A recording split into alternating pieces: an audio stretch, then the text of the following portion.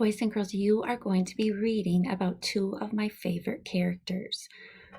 Frog over here and Toad over here. They are so cute and they are really, really good friends, just like you and everyone in our classroom. I love them so much that I even brought home my Frog and Toad treasury. It has all kinds of little short stories in it that have Frog and Toad, so I'm going to work on recording some of those for you. But we are going to read this fantasy story. And really, when you think about it, can frogs and toads really wear clothes and talk to each other? No. So we know it's a fantasy story. We're going to think about the big question how can we classify and categorize things? How can we take things and put them into groups? I want you to really pay attention throughout the story to the fact that there is a lost button, so there is a problem.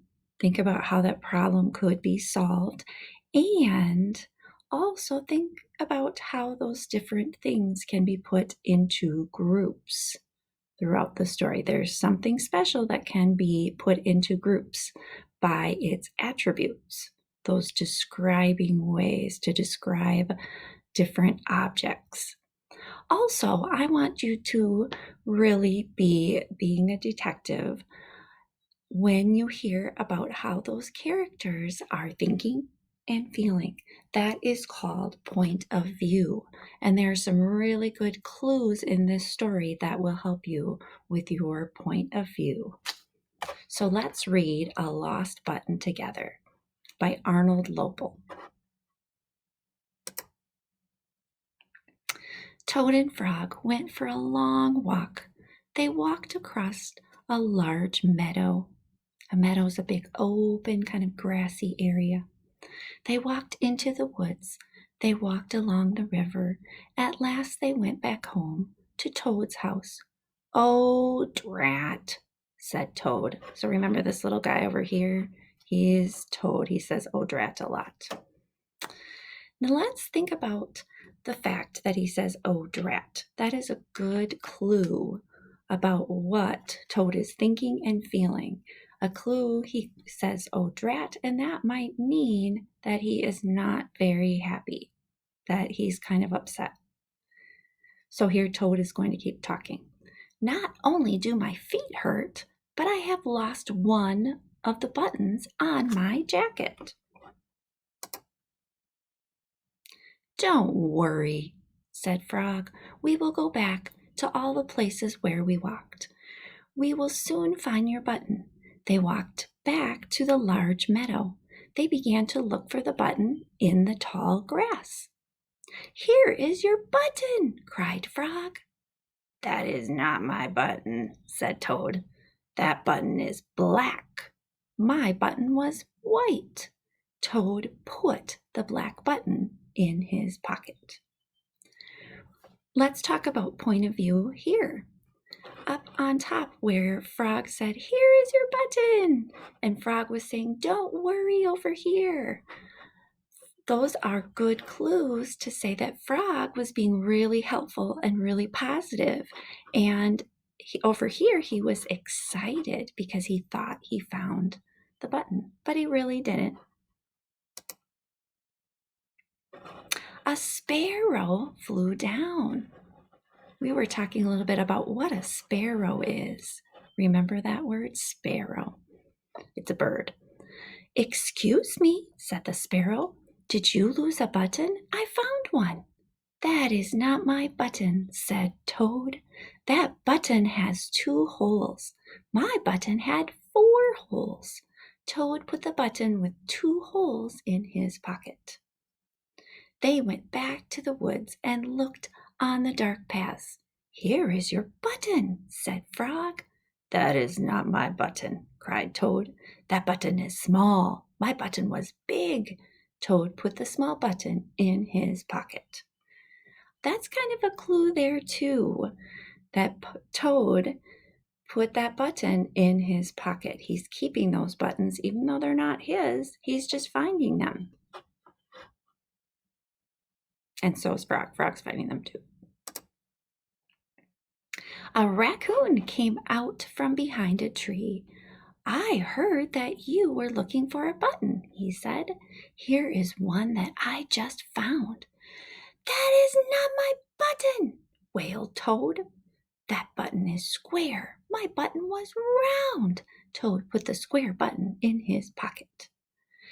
A clue here about how Toad is starting to feel. He wailed, and that means he kind of cried out. When someone cries out, they might be feeling kind of upset. So his point of view might be that he's getting more upset or kind of angry. And the fact that he wailed lets us know that. So if you read this today, make sure you read it with your best expression. It's so fun when you make it sound just like a character is talking. Frog and Toad, I'm going to keep going here. Frog and Toad went back to the river. They looked for the button in the mud. Here is your button, said Frog. That is not my button, shouted Toad. That button is thin. My button was thick. Uh-oh, we're starting to see he's getting to the point where he's shouting. So we could say a clue, Toad is shouting, and that means he's getting very, very upset. That's his point of view. He's getting very frustrated. Toad put the thin button in his pocket. He was very angry. He jumped up and down and screamed. The whole world is covered with buttons, and not one of them is mine. Think about his point of view there. He's even screaming. Oh, look at him. Toad ran home and slammed the door. There on the floor, he saw his white, four-holed, big, round, thick button.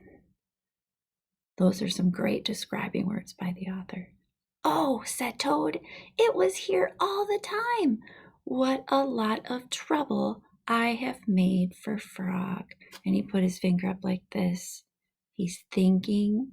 Maybe his point of view here, when he said, I've made trouble for Frog, his point of view is maybe he's feeling kind of guilty. Probably for jumping up and down and screaming. Right? Don't do that at home. Toad took all of the buttons out of his pocket. He took his sewing box down from the shelf. Toad sewed the buttons all over his jacket. The next day, Toad gave his jacket to Frog. Frog thought that it was beautiful. He put it on and jumped for joy. None of the buttons fell off. Toad had sewed them on very well. When we look at Frog's face and how he's smiling and he's jumping, those are clues to let us know that he's feeling very what? He's feeling very happy. You can just see it in his big frog eyes. And that is the end. There is a little chart here that you worked on yesterday. Maybe you want to retell the story to someone and talk about those characters, Frog and Toad, their point of view, how they're feeling. I like to fill that part out, fill out the character, and maybe talk about the point of view, and then go back and think, how did those clues, what were the clues in the story that helped me to find the point of view? You're going to do a little writing today about Frog also. On Thursday.